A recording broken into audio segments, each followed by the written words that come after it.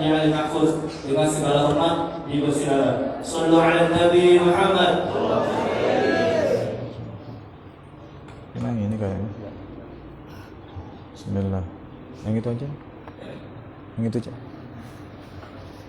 Bismillahirrahmanirrahim. Alhamdulillahirabbil alamin. Allahumma salli wa sallim ala sayyidina wa nabiyyina wa maulana Muhammad wa ala alihi wa sahbihi wa man tabi'ahum bi ihsanin ila yaumiddin. Assalamualaikum warahmatullahi wabarakatuh.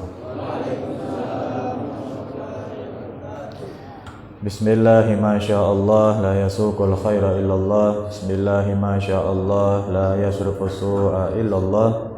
Bismillahi ma sya'allah ma kana min ni'matin fa minallah. Bismillahi ma sya'allah la hawla wa la quwwata illa billahil aliyyil azim. Alhamdulillah, hadirin hadirat jamaah salat subuh Masjid Miftahul Jannah yang dirahmati Allah Subhanahu wa taala. Semoga Allah Subhanahu wa taala selalu berikan kepada kita hidayah, taufik, penjagaan, perlindungan dari berbagai macam dosa dan kemaksiatan, khususnya selama kita berada di bulan Ramadan. Umumnya adalah seumur hidup kita sampai kita menghadap Allah Subhanahu wa taala. Amin ya rabbal alamin. Alhamdulillah, Jumat pertama di bulan Ramadan. Maka kita lanjutkan taklim kita. Saya memindahkan saja yang biasanya taklimnya malam, kita lanjutkan jadi subuh begitu saja. Jadi biar berlanjut pembahasannya. Bismillahirrahmanirrahim. Qala al-musannif rahimahullahu taala wa nafa'ana bihi wa bi ulumihi fid dharain. Amin ila qawlihi. Wa 'alaika bihamli kulli man laka 'alaihi wilayah min waladin wa zawjatin wa mamlukin ala fi'li shalawatil maktubah. Fa in imtana'a ahadun min haula min fi'liha fa 'alaika biwa'zihi wa takhwifihi. Fa in tamarrada aw asarra 'ala tarki fa 'alaika bidarbihi wa ta'nifihi. Fa in imtana'a wa lam yanzajir 'ani tarki fa 'alaika bimuqata'atihi wa mudabaratihi. Fa inna tarika sholati syaitanun ba'idun an rahmatillah muta'arridun li ghadabihi wa la'natihi. Kita melanjutkan taklim kita kitab Risalatul Ma'awana. Yang lalu kita sudah bicara tentang sholat, kita sudah bicara tentang sholat berjamaah, kita juga sudah bicara tentang sholat Jumat. Kalau tidak salah pembahasan kita terakhir waktu itu tentang sholat Jumat. Maka selanjutnya beliau nasihati kita, hendaklah engkau, kata beliau,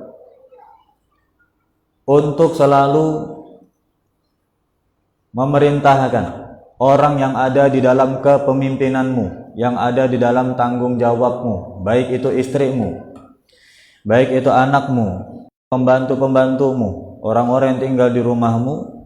Perintahkan untuk apa? Ala fi'li shalawatil maktubah, untuk selalu menjaga dan melaksanakan sholat 5 waktu. Kalau kewajiban sholat 5 waktu bagi seorang laki-laki, ini bukan hanya atas dirinya saja, tapi juga dia punya kewajiban sholat 5 waktu ini untuk selalu diperintahkan dan disampaikan kepada orang yang ada di bawah tanggung jawabnya. Jika di rumah itu ada yang meninggalkan sholat, maka pertanggungjawaban sepenuhnya ada di laki-laki tersebut sebagai kepala rumah tangga. Jika di rumah itu ada yang terlewat dari waktu sholat, pertanggungjawaban sepenuhnya ada pada dirinya. Kenapa demikian? Karena di rumah itu dia pemimpinnya, di rumah itu dia kepala keluarganya, dan dia yang harus memerintahkan hal-hal seperti ini kepada orang-orang yang ada di rumahnya. Khususnya bulan Ramadan, jangan sampai kita fokus pada suatu kewajiban, kita gugur pada kewajiban yang lain. Puasanya kita jalankan, sholatnya ditinggalkan. Bisa nggak kewajiban sholat ditutup dengan kewajiban puasa? Tidak bisa. Puasa kewajiban sendiri, sholat kewajiban sendiri. Seperti apapun istimewanya puasa kita, itu semuanya tidak akan ada apa-apanya jika kita meninggalkan sholat. Seperti apapun kita menjaga sholat kita, tapi kita lupa menjaga sholatnya orang yang ada di rumah kita, keluarga kita, ada nilainya. Puasa ini nanti perhitungannya setelah sholat. Sholat dulu yang dihitung, setelah itu baru dihitung puasanya. Fa'in tamarroda, fa'in imtana'a, kalau seandainya, kata beliau, anak kita, istri kita, atau keluarga kita, orang-orang yang ada di bawah tanggung jawab kita enggan untuk melaksanakan sholat, maka kita punya kewajiban untuk menasihatinya. Tidak cukup dinasihati, punya kewajiban untuk menakut-nakutinnya, untuk mengancamnya. Bahkan anak yang umur 10 tahun saja di dalam Islam, kita diperintahkan untuk memukulnya jika dia meninggalkan sholat. Yang dalam batasan, yaitu pukulan yang tidak melukai. Sehingga anak ini dari kecil sudah terbiasa untuk takut meninggalkan perintah Allah Subhanahu wa ta'ala.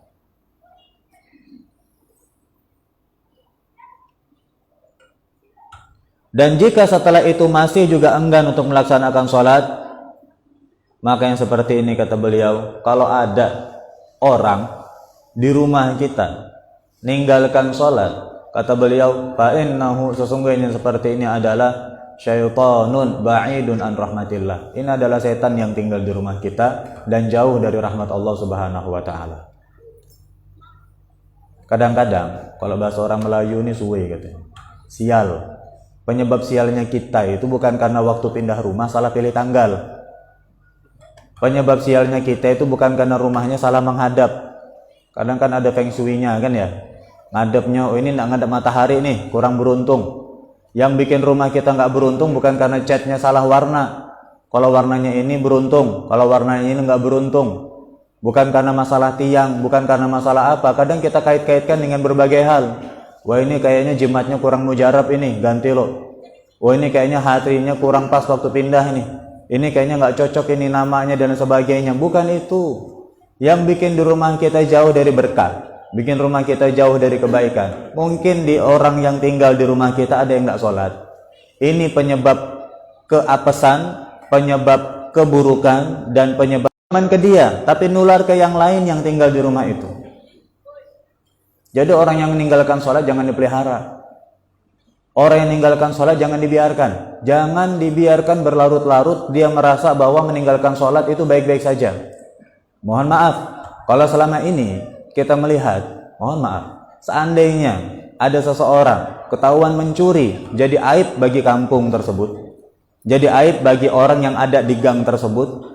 Ini gang saya nih, malu saya sebagai warga gang ini, ketahuan salah satu dari orang di gang saya ternyata pencuri, tingkatnya tingkat tinggi lagi, terkenal kemana-mana. Kita malu, kita harus lebih malu kalau di bersama kita ada orang yang tidak sholat, karena di sisi Allah hinanya lebih hina, buruknya lebih buruk.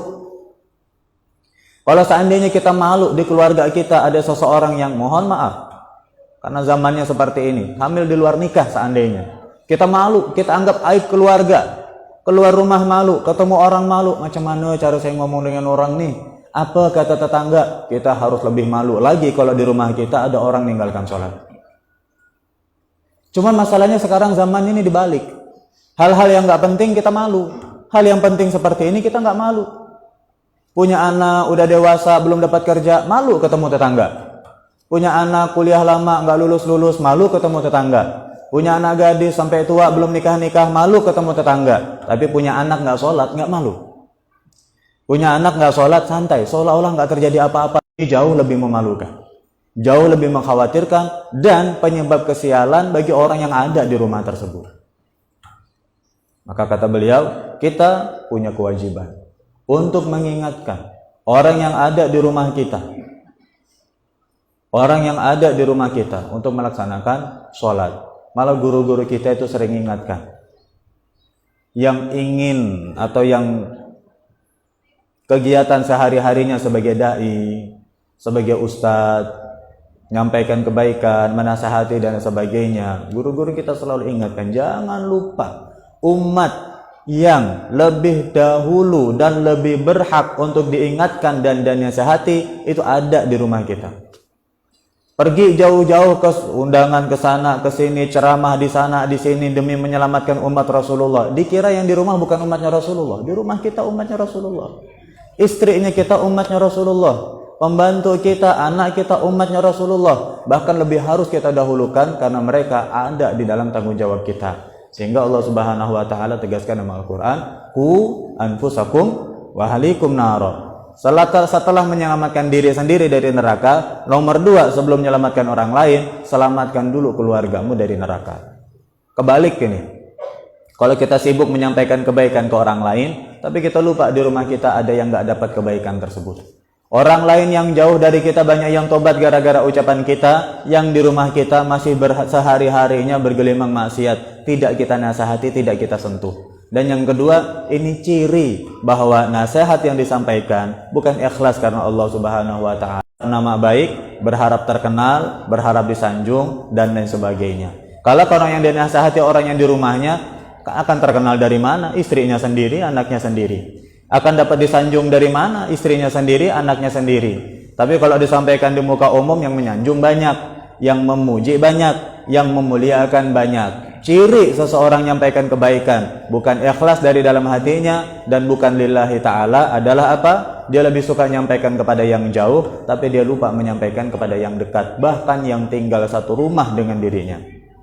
Jadi jangan lupa, setiap kali kita melaksanakan sholat, yang di rumah jangan lupa.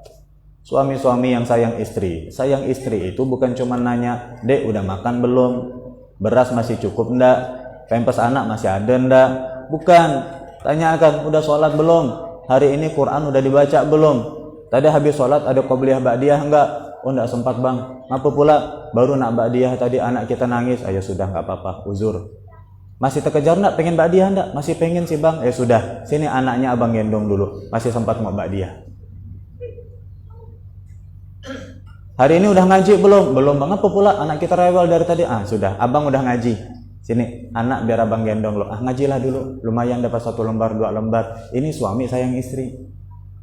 Bukan hanya mementingkan bagaimana ibadah dirinya, bagaimana iktikafnya di masjid, bagaimana khataman Quran dia, bagaimana berjamaahnya dia, tapi ingat yang di rumahnya udah kebagian belum kesempatan ibadah itu. Kalau belum, lihat sebabnya karena apa. Karena kesibukannya, kita bantu kesibukannya sehingga yang di rumah pun bisa merasakan nyaman, tenang, dan nikmat dalam beribadah karena kita ikut meringankan kesibukannya. Bentar, saya nanya lo. Sampai jam berapa Bayan? Sampai jam 6. Lebih panjang berarti. Bentar. Cuman bedanya enggak ada teh sama airnya di sini. Itu aja bedanya.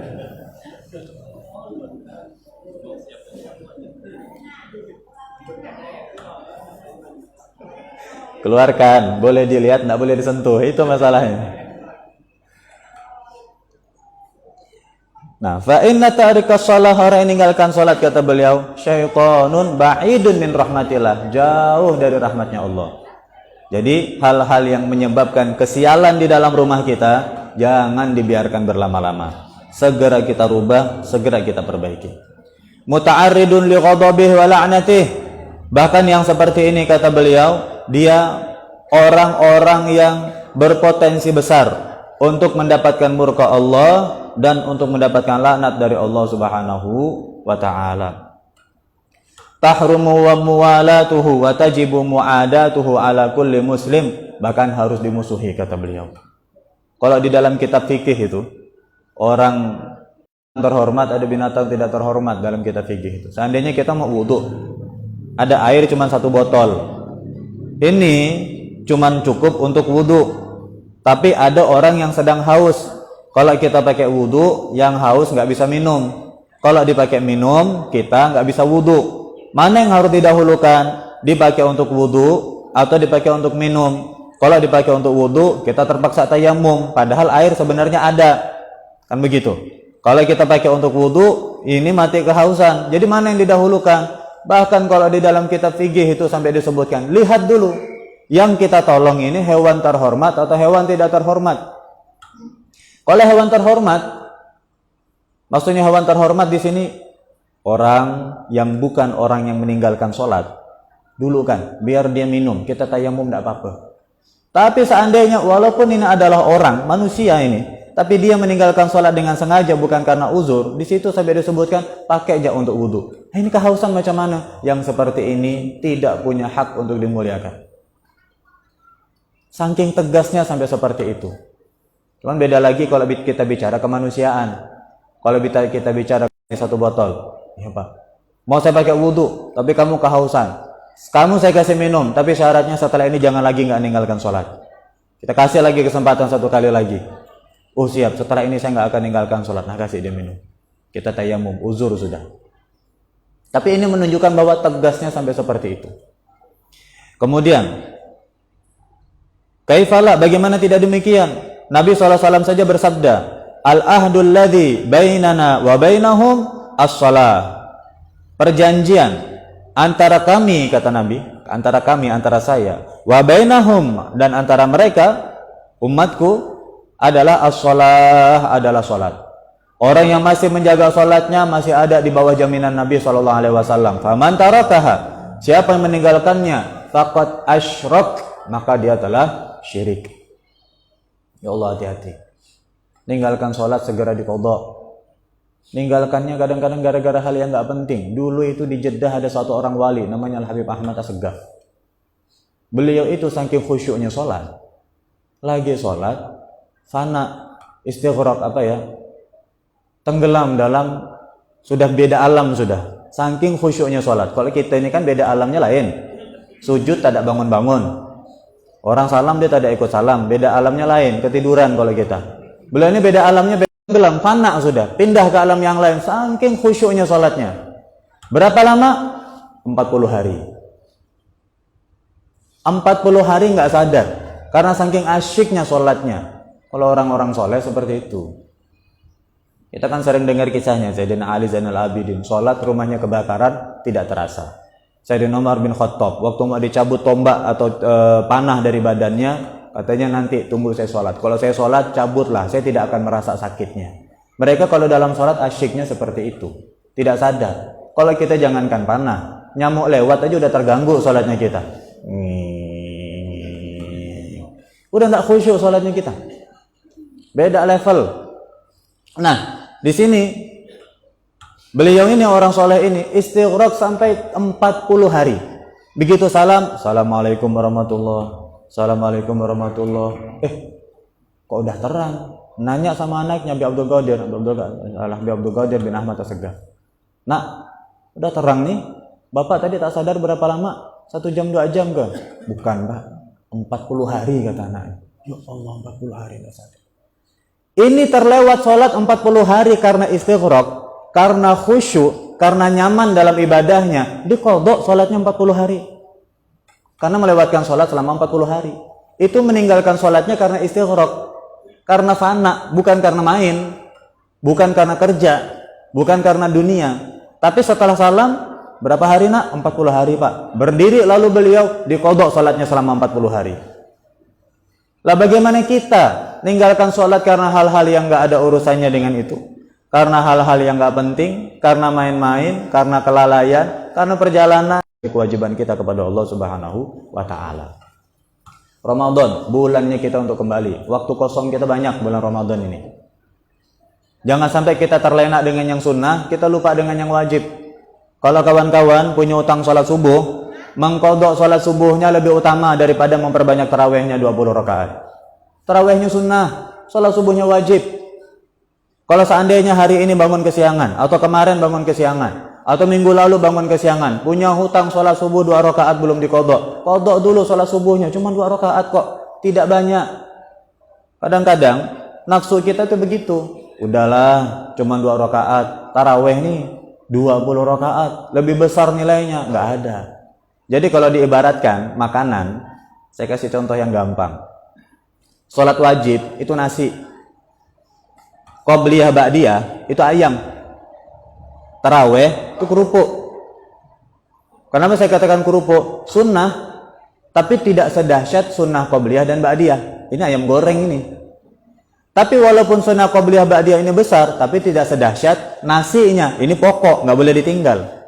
Jadi terbalik, ada orang sholat isya dapat nasi, tidak mau sholat ba'diyah, lalu sholat taraweh. seperti dia ngambil nasi pakai kerupuk, ayam gorengnya ditinggal.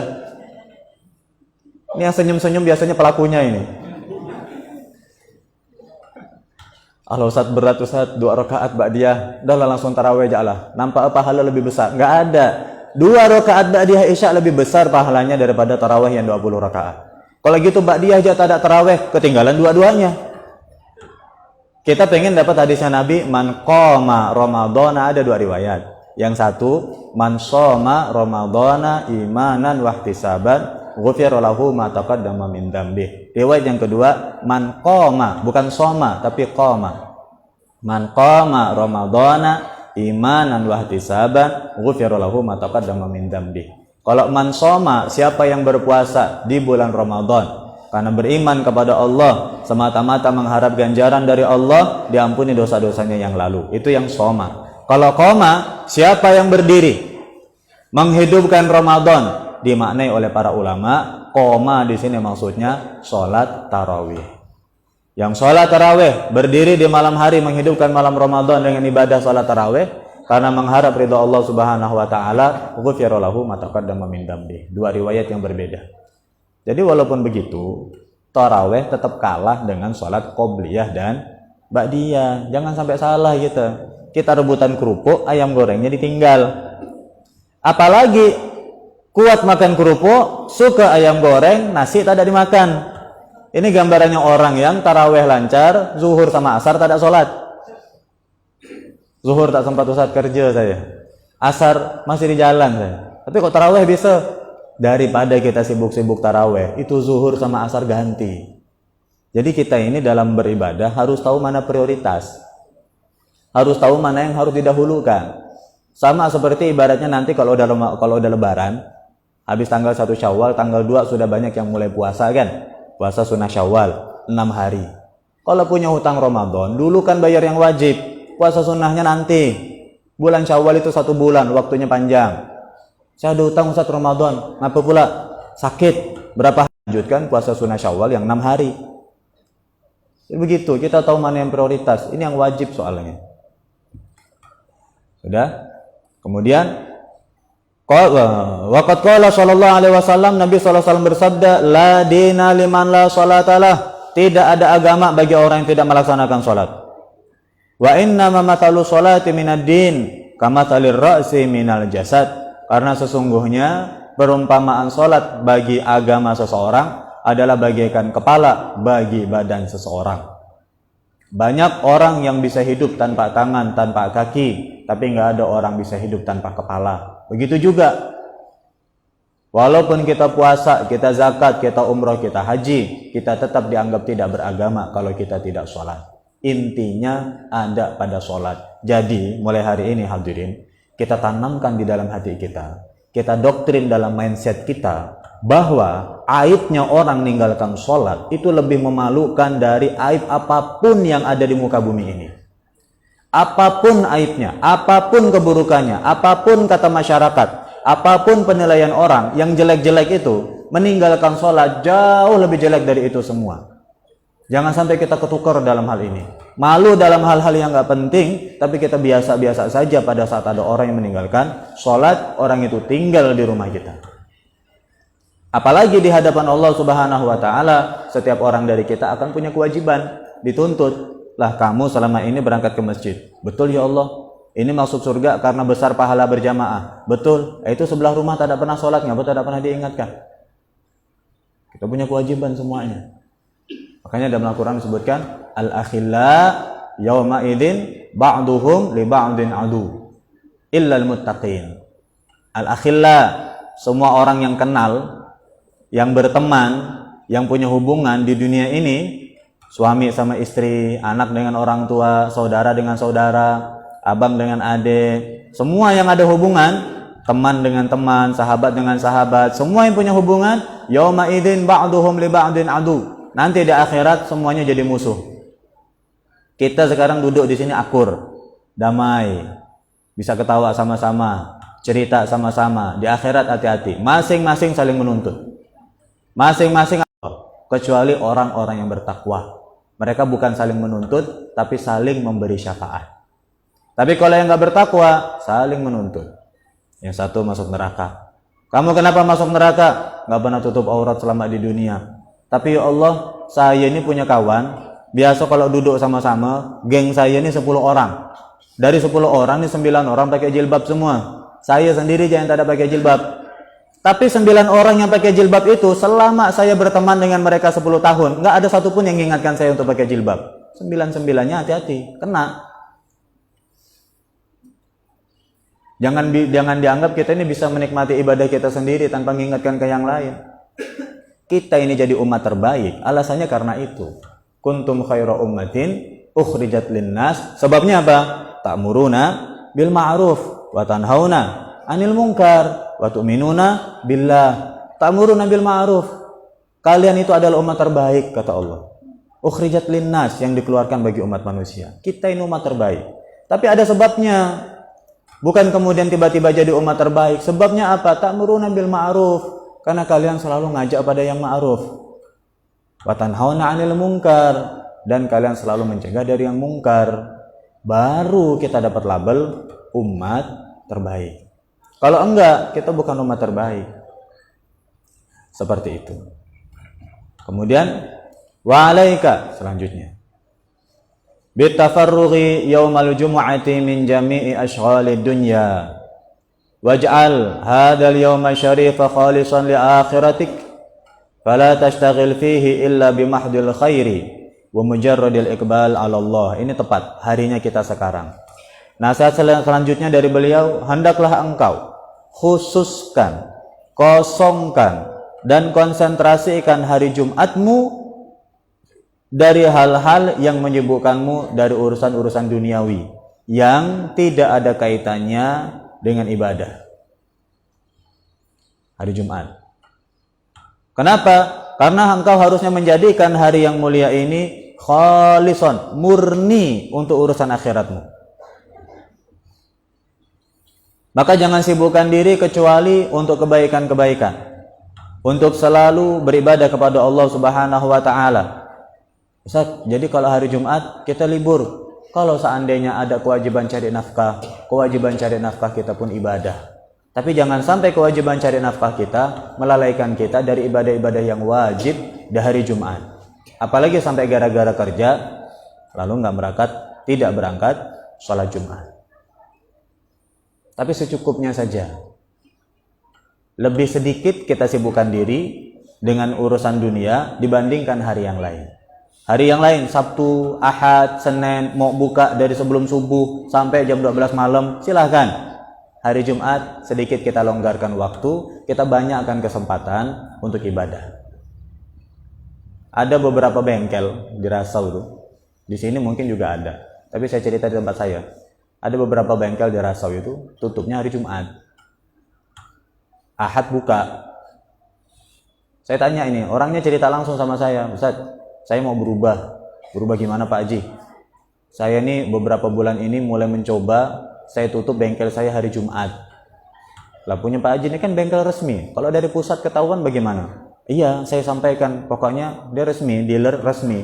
Tapi saya pengen ini anak-anak kami liburkan hari Jumat, hari Ahad buka. Alasan apa aja? Ya alasan saya kalau hari Minggu buka malah yang datang lebih ramai, karena hari libur. Jadi bengkel potensi saya. Jadi mulai hari itu sampai sekarang ini kalau Jumat bengkelnya tutup. Ahad buka, lebih ramai malah. Ternyata sudah menular ke bengkel-bengkel yang lain. Ada 2 atau 3 bengkel yang saya tahu kalau Jumat tutup. Ahad buka.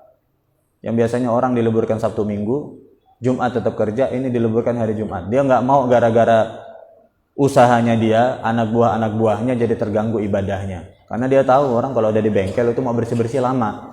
Kadang tutup jam 11, belum mandi, nyilangkan oli, bersihkan ini, itu dan sebagainya, ketinggalan Jumatan. Saya nggak mau tanggung jawab urusan itu katanya.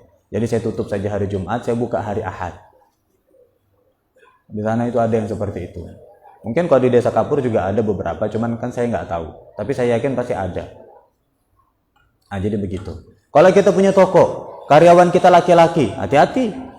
Kita tanggung jawab gara-gara jaga tokonya kita, dia jadi nggak sholat Jumat. Iya kitanya bisa ke masjid. Iya kitanya bisa datang awal. sempat baca Al-Kahfi, sempat sholat duha 8 rakaat, sempat itikaf lama di masjid. Anak buah kita di rumah, di toko kita, atau di kantor kita, atau di perusahaan kita, laki-laki nggak sholat Jumat. Hati-hati, kita yang harus siapkan. Antara jam 11 sampai jam 1 siapkanlah 1 orang 2 orang pegawai yang perempuan untuk duduk di posisinya. Yang laki-laki ke masjid semua Jumatan. Hati-hati, nanti kita dituntut gara-gara ini. Kalau kita nonton di televisi itu ada kan satu perusahaan bis yang mewajibkan setiap kali azan berkumandang bisnya wajib berhenti, wajib sholatnya berjamaah. Kalau supirnya tidak berhenti ke pemilik bisnya, supirnya dipecat. Kalau bis yang lain pada kejar waktu semua, kejar setoran, bis ini nih punya orang Jawa Timur ini. Bis ini waktunya sholat mau tidak peduli, mau nanti ketinggalan penumpang atau apa, singgah sholat. Jadi penumpang nggak perlu was-was dan jangan sampai ada penumpang meninggalkan sholat gara-gara naik di bisnya dia. Dia nggak mau tanggung jawab urusan itu. Jadi mereka tuh udah sampai ke sana memikirkannya. Ada lagi yang punya pabrik, kalau nggak salah pabrik baja itu. Kalau biasanya kalau di pabrik-pabrik tulisannya utamakan selamat. Ini enggak, utamakan sholat dan keselamatan. Sholatnya dulu utamakan. Percuma kita selamat dalam pekerjaan tapi nggak selamat di akhirat, kan gitu. Utamakan sholat dan keselamatan. Ini keren. Hal-hal yang jadi inspirasi. Kadang-kadang ilmu seperti ini kita dapati justru di luar masjid. Mereka udah langsung prakteknya. Kita di sini baru bicara teorinya, mereka sudah praktekkan itu. Wa ahsin al-muraqabata li sa'atil ijabah, dan selalu perhatikan waktu-waktu ijabah di hari Jumat. Wa hiya sa'atun takunu fi kulli yaumil jum'ah. Itu adalah suatu masa setiap hari Jumat yang mana kalau ada seorang muslim berdoa di waktu tersebut suatu kebaikan atau dia minta perlindungan dari suatu keburukan, pasti dijabah oleh Allah Subhanahu wa taala. Jaga waktu tersebut. Waktunya dirahasiakan. Yang ada yang mengatakan antara khutbah pertama dan khutbah kedua pada saat khatib sedang naik di atas mimbar. Makanya waktu Bilal bersolawat, Bilal baca solawat. Kita ngapain? Kita selain jawab sholawat, banyak-banyak doa. Ustaz, waktunya singkat. Bilalnya pandai-pandai lah. Panjang-panjangkan sedikit sholawat tuh. Jangan cuma 1 kali. Yang doa belum puas. Tapi jangan juga terlalu lama. Nanti jeda antara khutbah pertama khutbah kedua 1/2 jam pula. Apa pula lama betul nih? Iya Ustaz, ngasih kesempatan yang mau berdoa. Ya salah juga. Tapi maksudnya pandai-pandai lah ngatur. Ini kesempatan kita untuk doa. Karena ada yang menyebutkan waktu istajabahnya antara khutbah pertama dan khutbah kedua. Kemudian menurut Sayyidah Fatimah radhiyallahu taala anha, waktu istijabahnya adalah dari mulai habis asar sampai azan maghrib. Waktu mustajab di hari Jumat. Tapi secara umum waktu itu sebenarnya dirahasiakan oleh Allah dan kita nggak tahu. Bisa jadi subuh, bisa jadi pagi, bisa jadi sore, bisa jadi ba'da Jumat. Kenapa dirahasiakan? Agar sepanjang hari Jumat kita selalu berharap dengan hal-hal yang baik, doa dengan doa-doa yang baik. Makanya orang Islam itu kalau hari Jumat ketemu pagi-pagi mukanya bahagia semua. Kenapa? Sepanjang hari semua hatinya isinya harapan-harapan baik. Isinya husnuzon sama Allah. Isinya adalah doa-doa yang baik. Karena dia tahu ini hari-hari Jumat. Ngomong hari Jumat dijaga, jangan ngomong sembarangan, apalagi ngomong yang jelek-jelek. Takut kena waktu mustajab, terkabul. Jadi kalau hari Jumat semarah-marahnya kita pun ngomong aja yang bagus. Mana tahu pada saat kita ngomong seperti itu waktu mustajab. Kita habis sholat subuh dengar cerita kawan, payah kawan kita satu tuh, kenapa pula? Udah 2 hari puasa ini, tak ada mau puasa dia nih. Udah kita bilang, bah, masih tidak mau puasa, macam mana ya? Ngobrol di hari Jumat. Kita tanggapi dengan baik. Mudah-mudahan itu hari terakhir untuk dia tidak puasa. Besok insya Allah sudah puasa lagi. Tanggapi saja dengan yang baik. Karena kita nggak tahu. Siapa tahu pada saat kita berucap dan berharap seperti itu waktu mustajab. Sehingga Allah kabulkan doa kita. Jadi kalau ada hari Jumat, bahagia aja terus. Hati penuhi dengan harapan yang baik.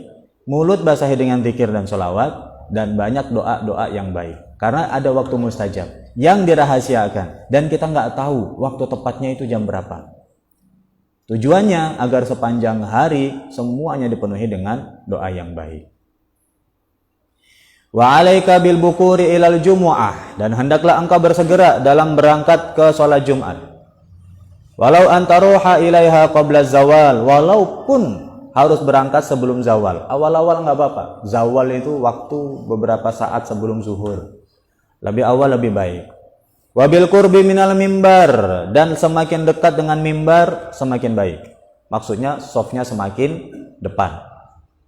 Mana afdol? Dekat mimbar tapi sof ketiga, atau sof pertama tapi di ujung? Sof pertama tetap lebih afdol. Maksudnya mendekati mimbar di sini sofnya semakin depan semakin baik. Wal insat lil khutbah, dan mendengarkan khutbah. Makanya Bilal kita itu kan sudah mengingatkan, wa idza sha'idal khatibu 'alal mimbar, dan jika sha'ida telah naik al khatibu khatib 'alal mimbar, di atas mimbar, fala yatakallam ahadukum, maka jangan ada yang berbicara satu orang pun. Waman yatakallam faqad lagha, siapa yang berbicara maka dia telah sia-sia, balik enggak dapat berkah, balik enggak bawa pahala. Kenapa? Waktunya sibuk berbicara. Di riwayat yang lain, wa fi haditsin akhar, waman lagha fala jum'atalah. Ini hadisnya lain, enggak bisa disambung. Wal imamu yaktubu faqad lagha, sampai situ. Waman lagha fala jum'atalah, itu hadis yang lain lagi. Waman lagha fala jum'atalah, dan siapa yang sudah berbuat sia-sia maka dianggap tidak dapat pahala Jumat. Makanya khatib selalu mengingatkan.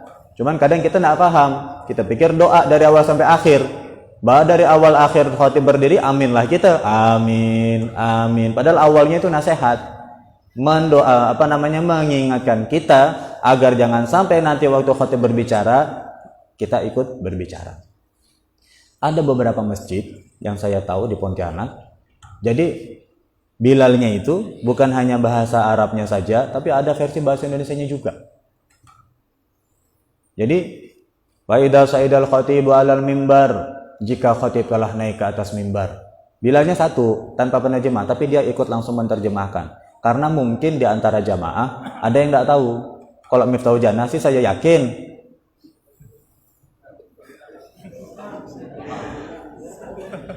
Tidak usah dilanjut lah. Jadi begitu. Kalau nggak salah itu yang di masjid yang depannya Polresta itu, yang baru dibangun itu. Tingkat 2. Saya lupa masjid apa namanya. Nah, itu pakai diterjemah. Terus di Sungai Jawi ada satu lagi. Itu pakai diterjemah. Jadi yang tidak paham ini bisa tahu. Oh ini Bilal. Nggak tahu dan mengingatkan. Karena kita ini manusia sifatnya kadang-kadang lupa. Walaupun kita tahu waktu khutbah Jumat tak boleh bicara, kadang ada saja yang menjadi penyebab kita itu lupa. Entah karena tiba-tiba waktu duduk ke masjid, ya Allah kawan lama nih, bertahun-tahun tidak ketemu, apa kabar kau? Lupa, ini lagi khutbah di atas. Ada saja kadang-kadang. Atau ada kalanya kita terlalu emosi, anak-anak di belakang ribut. Kau nih orang lagi khutbah, nggak boleh. Bahkan ngomong seperti itu pun kita dilarang. Terus kalau ada yang bicara, isyarat saja. Jangan berbicara. Bahkan, juga ada menyebutkan begini kan, idza qulta li sahibika yaumal jumu'ati amsit wal imamu yaktubu faqad laghut. Idza qulta, kalau kamu bicara li sahibika kepada temanmu yaumal jumu'ati pada hari Jumat, amsit, diam. Kita bilang diam saja sudah dianggap lagho.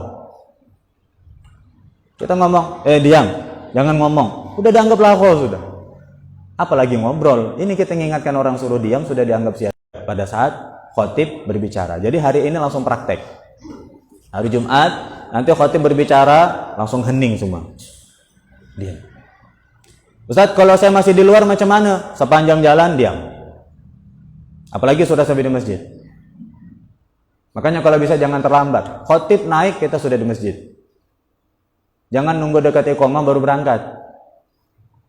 Khatib naik kita sudah masjid, kita diam, tidak ada yang berbicara. Karena ini adalah pengganti dari 2 rakaat di sholat zuhur. 2 rakaatnya kita sholat Jumat. Wahdar antastaghila anhu bidzikrin aw fikrin. Lihat, hati-hati kata beliau. Jangan sibuk, walaupun sibuknya dengan zikir. Khatib lagi khutbah, kita pegang tasbih, la ilaha illallah, la, dilarang. Atau zikrin atau tafakkur. Khatib lagi khutbah, kita tafakkur ke hal-hal yang lain, bukan dari isi khutbahnya, itu pun dilarang. Jadi apa yang harus kita sampaikan oleh khatib? Jangan mikirkan yang lain dan jangan berzikir dengan zikir yang lain yang di luar dari apa yang sedang dibahas oleh khatib. Fadlan anil lagwi wa haditsin nafsi. Apalagi dengan lahu, sia-sia, apalagi dengan berkhayal, memikirkan hal-hal yang tidak ada hubungannya. Khatib lagi khutbah, kita lihat ramai Jumat nih, nampaknya kalau buka lapak depan masjid habis Jumatan banyak nanti yang beli nih. Ramai Jumat nih, kayaknya kalau buka bisnis parkiran masjid bahas besar juga ini pemasukannya ini. Mikir kemana-mana seandainya, apalagi yang seperti itu. Mikirkan tafakkur saja, tapi bukan hal yang dibahas oleh khatib kita dilarang, apalagi hal-hal yang lain. Wastashir, nah ini penting. Apapun yang disampaikan oleh khatib, kata beliau, hendaklah kita merasa bahwa nasihat itu tujuannya untuk kita, bukan untuk orang lain. Khatib katakan, wahai umat Islam, jagalah hati dari kesombongan, haruslah menjadi orang yang tawadu. Mulailah hati, oh iya macam sebelah aku ini sombong orangnya, tak ada lawan sombongnya. Jangan. Setiap kali dinasihati sesuatu, teringat orang lain. Nggak ingat kalau itu untuk dirinya sendiri. Jadilah orang yang dermawan, jangan pelit. Macam keluarga aku satu tuh pelit orangnya. Jadilah orang yang rendah hati. Orang itu tuh sombong. Orang lain semua. Terus kita apa? Maka beliau katakan wastashir, hendaklah engkau merasa annaka maksudun, bahwa engkau yang dituju dalam semua yang engkau dengar, yang dinasihatkan dan diwasiatkan oleh khatib. Untuk siapa? Untuk kita. Untuk kita. Ini untuk saya nih. Wasiat takwa untuk saya. Apapun isi nasihatnya semuanya untuk saya. Sudah? Dan terakhir, setelah salat Jumat, iqra' ba'da salam, bacalah setelah salam, setelah salat, wa anta thanin rijlaika wa qabla an tatakallam, sebelum engkau berganti posisi kakimu dan sebelum engkau berbicara, bacalah Al-Fatihah, Al-Ikhlas, Al-Falaq, An-Nas, masing-masing dibaca 7 kali. Masing-masing dibaca 7 kali. Makanya kalau setelah Jumat kan zikirnya beda, bukan subhanallah subhanallah, tapi Al-Fatihah 7 kali, Al-Ikhlas 7 kali, Al-Falaq 7 kali, An-Nas 7 kali. Dan setelah sholat, beliau anjurkan juga untuk membaca Subhanallahil azim wa bihamdih, bahwa banyak sekali keutamaan, fadilah dan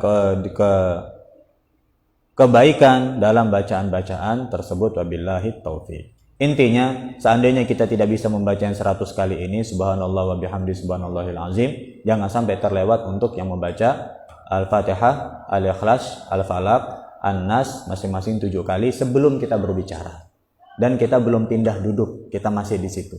Duduknya masih seperti duduk tasyahud akhir. Jangan geser-geser dulu, jangan pindah-pindah dulu. Jangan berbalik dulu ke makmum kalau kita jadi imam. Tetap masih menghadap kiblat, tuntaskan dulu semuanya 777, baru setelah itu kita baca doa, baru setelah itu kita bubar. Baik, itu tadi adalah pembahasan kita dari kitab Risalatul Mu'awanah. Nanti insyaallah pembahasan selanjutnya atau bab selanjutnya kita bahas dan kita baca pada hari Jumat yang akan datang. Intinya dan kesimpulannya hadirin, untuk selalu mengingatkan keluarga kita untuk sholat, untuk menganggap bahwa meninggalkan sholat adalah aib yang paling memalukan bagi diri kita dan bagi keluarga kita, untuk kita menjaga, melaksanakan, mengisi hari Jumat dengan ibadah, kemudian untuk kita hadir sholat Jumat di awal waktu, tidak berbicara saat khutbah Jumat, tidak sibuk dengan hal-hal yang lain walaupun zikir, walaupun tafakkur daripada saat khutbah Jumat, dan untuk kita mendekat ke soft awal pada saat sholat Jumat, dan pembahasan-pembahasannya yang tadi sudah kita bahas semuanya. Mudah-mudahan manfaat, barokah, dan beriring dengan taufik dan hidayah dari Allah Subhanahu wa taala.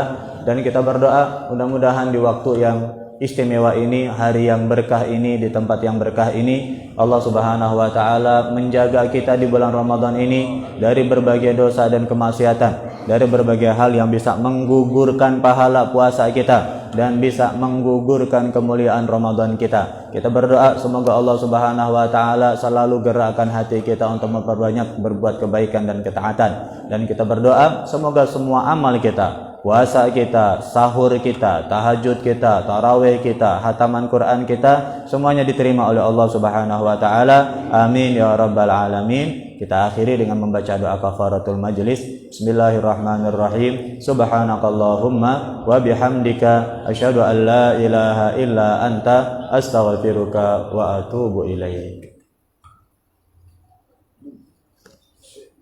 Demikian tadi tausiah yang disampaikan guru kita Dr. Al-Ustaz Muhammad Abdul Mahfud.